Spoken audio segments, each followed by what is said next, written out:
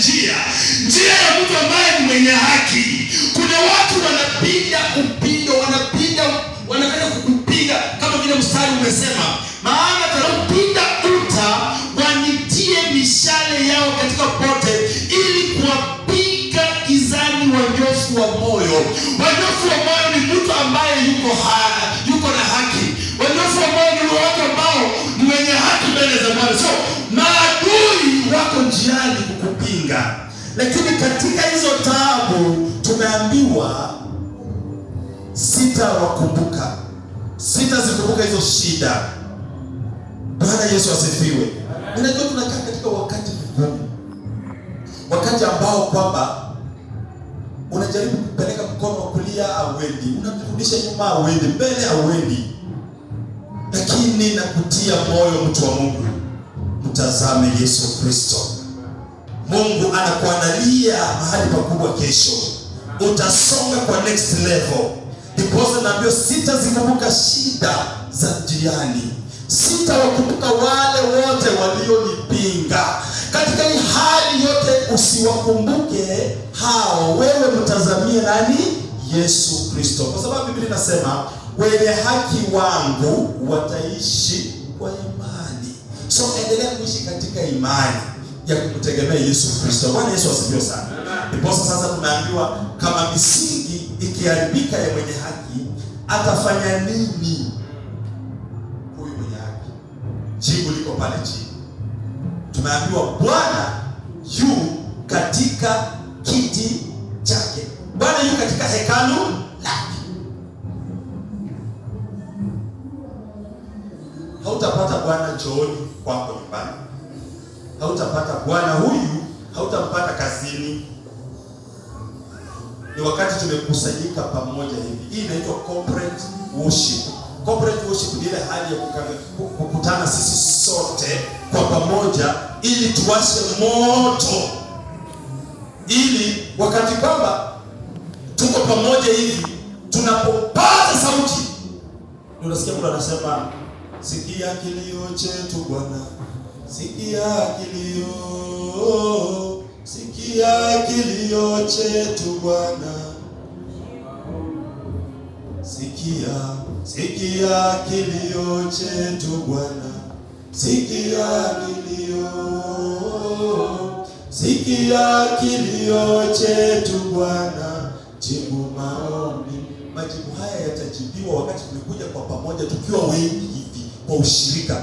Ushirika ni wa maana sana. That's why Biblia inasema vizuri, mtu wa Mungu, walipo wawili watatu kwa ajili ya jina langu, niko mahali pale. Nitajidhihirisha mahali pale. So ushirika ni wa maana sana. Mtu asijaribu kusema kwamba mimi nitaombea kwa choo. Hatujakataa. Lakini ni vyema siku ya corporate worship, siku ya kukutana tukiwa wote, tukuje pamoja ili kwamba jibu maombi yafanye nini? Yajibiwe. Bwana Yesu asifiwe sana. Tunaambiwa jibu mwenye haki atafanya nini? Bwana yu katika hekalu lake takatifu. Tunapokutana kama madhabahu haya, tukiita atasikia kilio chetu. Bwana ambaye kiti chake kiko mbinguni, macho yake yanaangalia, kope zake zinawajaribu wanadamu. Kope zake zinafanya nini? Wajaribu wanadamu. Yaani katika hiyo shida ni mtihani ambao kwamba unastahili kuupita ili uende to the next level. Yes. Usio wakati unapitia haya mambo yote, wewe ni mwenye haki, usifikirie kana kwamba Mungu amekusahau. Hapana. God is preparing you. God is working. Sikizi nasikia kusema behind the scenes. Chini ya maji, chini ya waba. Mungu anafanya kazi chini ya maji katika maisha yako. Wakati unafikiria Mungu amenyamaza, wakati unafikiria Mungu amekuacha, wakati unafikiria kwamba Mungu hayuko na wewe, anafanya kazi chini ya maji ili kukusongeza katika hatua nyingine. And let me tell you, hebu fungulia Isaiah 49 verse 9. Isaiah 49 verse 9. Kwamba kuna watu ambao walipitia haya mambo naongea kwa hii Biblia tu, na waliweza kushinda Yes, sikia hiyo. 49:9. Isaya 49:9. Yes. Kuwaambia waliofungwa, haya tokeni. Haya. Na hao walio katika giza, jionyesheni. Watajilisha katika njia, na juu ya majabali watapata malisho. Watapata malisho, asante. Watapata malisho. Hawa ni watu gani wanaopata maisha na malisho?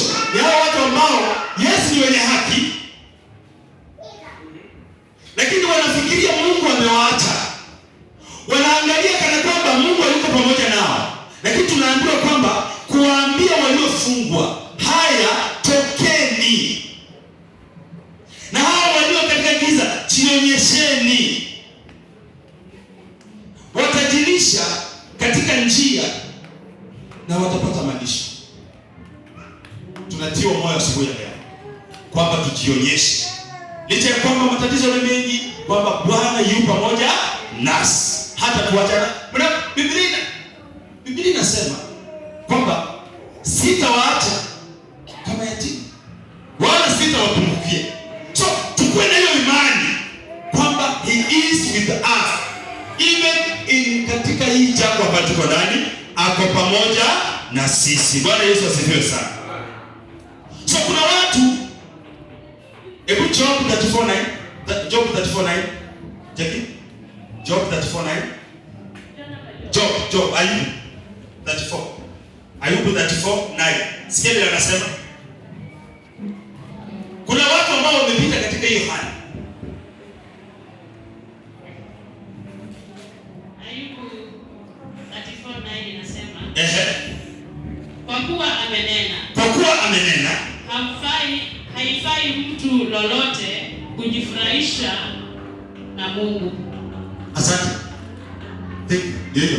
Kwamba huyu Ayubu alikuwa katika hiyo hali ambayo tuko ndani sahihi.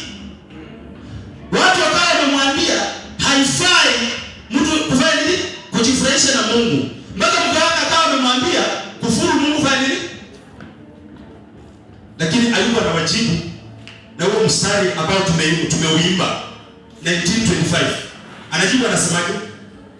Rudi nyuma 19. Anawajibu vizuri, anasemaje? 25. Anasema hivi. Lakini mimi najua ya kuwa mteteaji wangu yu hai. Yes. Na ya kuwa hatimaye atasimama juu ya nchi. Najua mtetezi wangu yu hai. Na baada ya hayo mambo yote, baada ya ishi na yote, baada ya hayo matatizo, baada ya kukosa fees, baada ya kukosa rent ya nyumba, baada ya kulala njaa, atasimama juu ya nchi.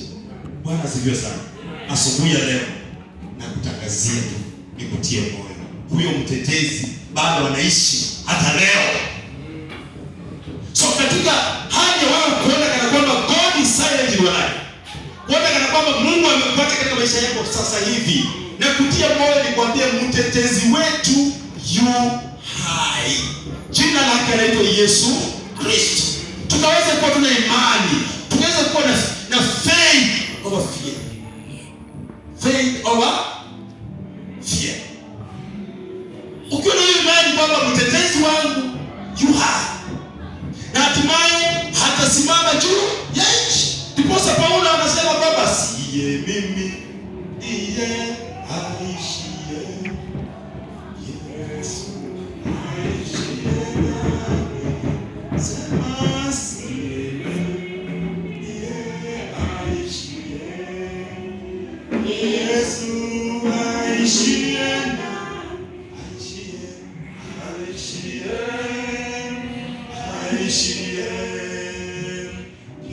Yesu aishiye nami, siye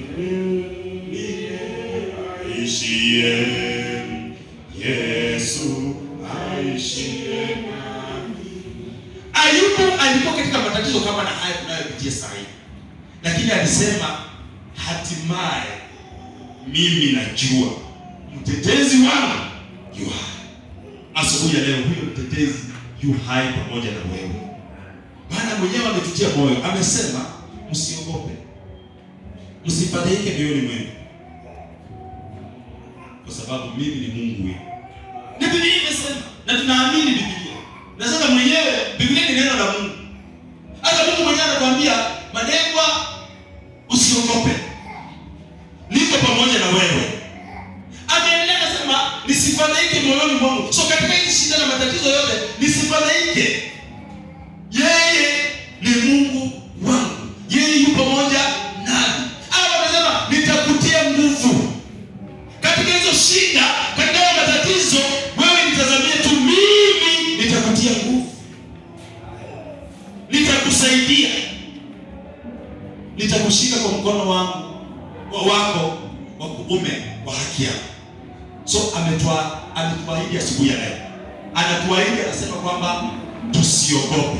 Maana Ayubu, unakumbukia yale tunapitia saa hii, hata haijafika kwota ya yale Ayubu alipitia. Maana Ayubu alikuwa amekaa na kunywa kachai kake jioni tu, polepole ametulia. Ametulia.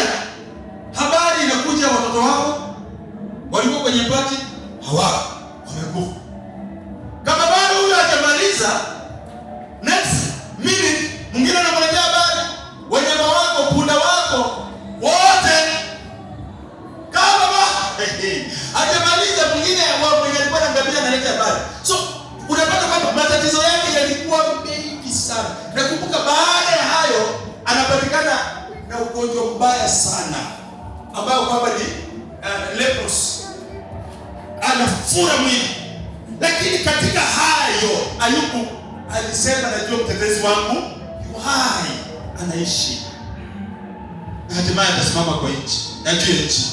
Na chapter 42 hakika mtetezi alisimama. So tukiwa na imani kama hiyo, tukiwa na faith ambayo ni kama hiyo ambayo Ayubu alikuwa nayo, hatutaingia tukisema Mungu ameniacha. When God is silent in your life, jua kwamba anakutayarishia mambo makubwa mbele yako. Bwana Yesu asifiwe sana. Kuna mtu anaitwa Yusufu. Joseph passed the same trials. Yosefu mwana wa Yakobo. Joseph hata baada ya kuuzwa, kwanza alianza kudharauliwa hata na mandugu zake. So, wakati unadharauliwa na madada zako, na kutia moyo, nikwambie sio wewe kwanza. Ilianza wakati ule. Wakati ndugu zako, dada zako wanakudharau saa hii, haijaanza na wewe. Na kutia moyo, jipe moyo, endelea kumtazamia Yesu. Hata Yusufu alidharauliwa na ndugu zake, watu wa nyumbani mwake. Biblia inasema adui wa mtu ni watu wa nyumbani mwake. So katika hiyo hali ya kudharauliwa na kukataliwa na watu wa kwenu, jitie nguvu, jitie moyo. When God is silent, hata kwa jamii yako, jitie nguvu, mtazamie tu yeye. Hatimaye atasimama juu ya nchi, mtetezi wako. Bwana Yesu asifiwe sana. So Yosefu, licha ya kukataliwa kwa nyumbani, ameuzwa. Baada ya ngali ameuzwa kule, mke wa tajiri wake anataka kumbaka, lakini Yosefu alijitia nguvu. Hata baada ya kupelekwa kwenye prison, Mungu alimuonekania akiwa kule prison. Na kutoka pale, kutoka state house kwa nitano, akasema nileteeni Yusufu akuje kutafsiri nini ndoto. Hata wewe asubuhi ya leo na kutia moyo, when God is silent in your life, just go by faith that God is with you. He is preparing something big for you in the next level. Bwana Yesu asifiwe sana. Kuna mtu anaitwa Abraham alipitia trials kama hizi ambazo tunapitia. Bwana Yesu asifiwe sana. So bila kuja tu moyo, kama na vile imani ambayo Abraham alikuwa nayo, wewe uko na hiyo imani kwamba hatimaye mtetezi wako atasimama juu ya nchi. Bwana Yesu asifiwe sana. Kuna dada anaitwa Hana. Ndio kama mtu mnajua huyu dada. Huyu dada anaitwa Hana. Alihangaika. Mimi naona watu wanacheza na watoto sana. Alihangaika sana kwa sababu ya kupata mtoto. Mwenzake akawa anamcheka mbaya sana. Akienda choo anacheka. Akirudi sitting room ndio huyo kicheko. Hana. Na maajabu ni kwamba Mungu bisho, sijaona mtoto wa Penina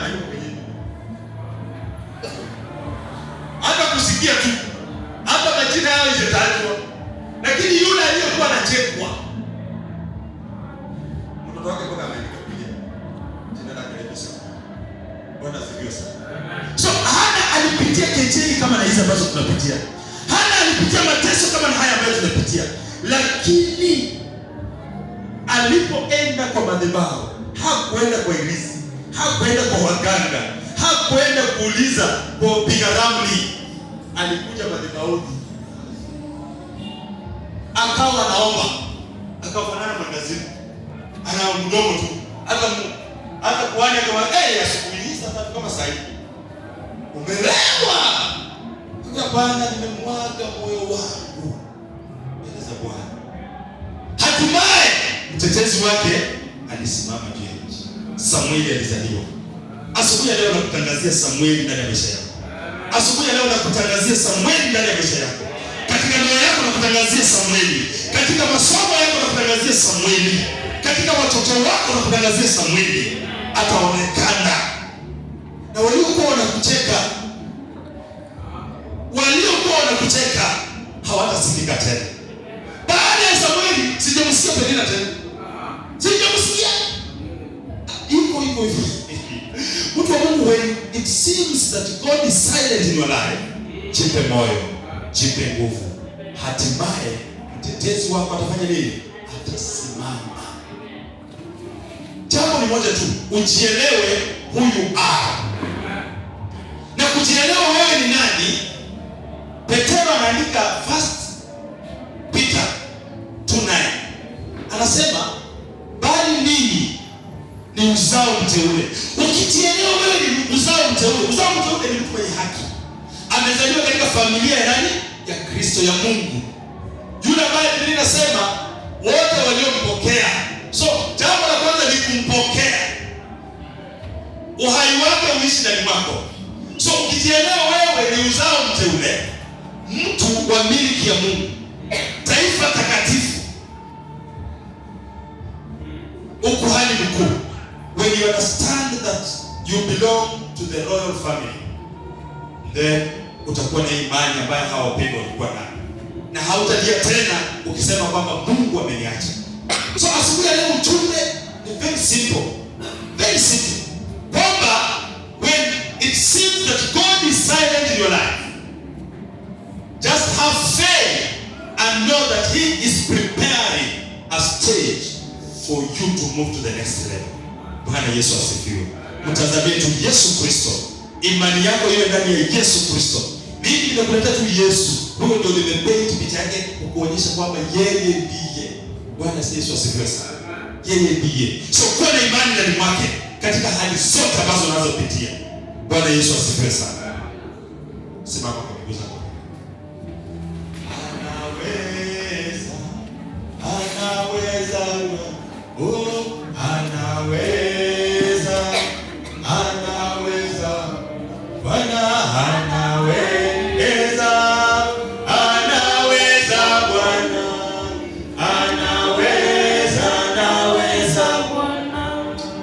Sikiza kwanza kama kuomba. Baada ya leo tofauti sana. Nataka kila mtu aombe. Na hatutapata nyimbo za worship. Nataka kila mtu unapoweka biti hii, nataka kila mtu chukua nafasi ya uombezi ndani mwako asubuhi ya leo. Nataka kila mmoja wetu uchukue nafasi mahali pa kuomba. Weka magoti yako chini.